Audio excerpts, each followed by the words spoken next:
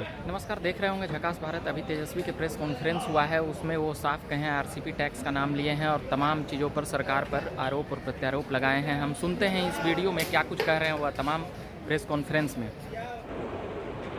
सभी लोगों का इस मिलन समारोह में आप लोगों का हम स्वागत करते हैं और सबसे पहले हम महेश्वर बाबू जी का और उनके सभी तमाम साथियों को दिल से धन्यवाद देते हैं कि आज के दिन उन्होंने एक अहम फैसला लिया है और जनता दल यूनाइटेड छोड़ करके अपने सभी साथियों के साथ वो राष्ट्रीय जनता दल लालू जी के नेतृत्व में उन्होंने जो इच्छा जताई और पार्टी ज्वाइन किया है, इसके लिए सभी साथियों को हम धन्यवाद देते हैं। आप लोग सब लोग जानते हैं कि जो मौजूदा जो सरकार है वो चोर दरवाजे से सरकार में आई है। हम लोगों ने कई बार सच्चाई को आप लोगों के सामने रखने का काम किया, चाहे सदन हो या सड़क हो। लगातार इस बात को, इस मुद्दों को उठाते रहे हैं कि बिहार में गरीबों की सुनवाई नहीं होती है, जनता की सुनवाई नहीं होती। पूरे बिहार में अगर आप देखें तो बिना आरसीपी टैक्स, बिना घूस दिए हुए एक काम नहीं होता है। हर जगह ब्लॉक चले जाइए या थाने चले जाइए, जाति प्रमाण पत्र बनाना हो या अन्य सर्टिफिकेट बनाना हो या डेथ सर्टिफिकेट बनाना हो, बिना घूस के कोई काम नहीं होता। पूरी तरीके से बिहार में अफसरशाही चरम सीमा पर, अफसरशाही पूरी तरीके से बिहार में बेलगाम हो चुकी है।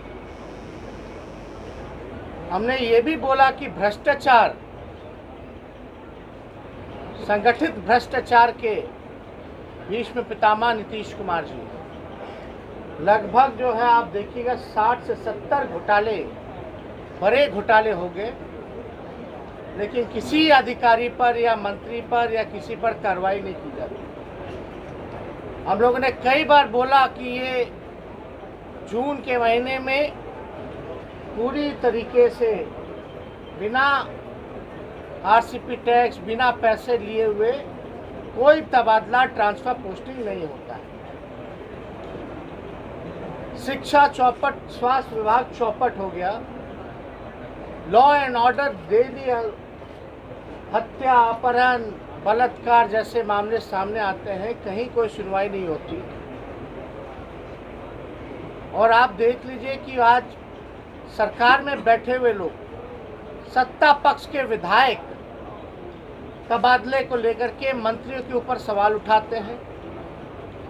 दूसरी तरफ जो सत्ता दल के जो मंत्री हैं वो भी इन बातों को उठाते हैं। और ये अभी से नहीं चल रहा, जब से बिहार के मुख्यमंत्री नीतीश कुमार जी बने हैं तब से बिहार सरकार में यही धंधा जो है चल रहा है। लोग तंग आ चुके हैं, बिहार की जनता त्रस्त हो चुकी है, परेशान है। आप समझ सकते हैं, कल्पना नहीं लगा सकते कि क्या स्थिति बनी हुई है।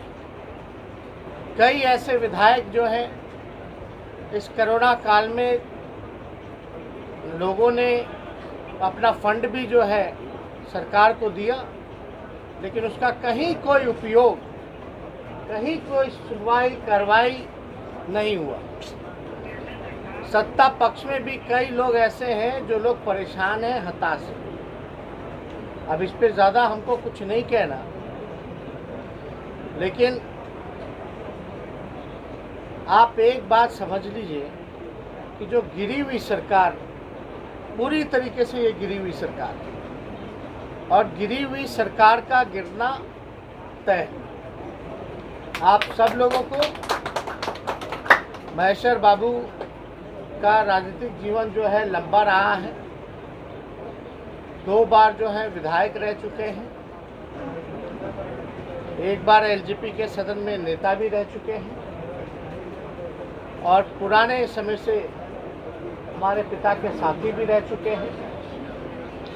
आज इनकी जो राष्ट्रीय जनता दल में फिर से घर वापसी हुई है, इससे मुझे लगता है कि राष्ट्रीय जनता दल को मजबूती मिलेगी और मुझे पूरा भरोसा है कि हम सबों की उम्मीदों पर महेश्वर बाबू जो है खड़े उतरने का काम करेंगे।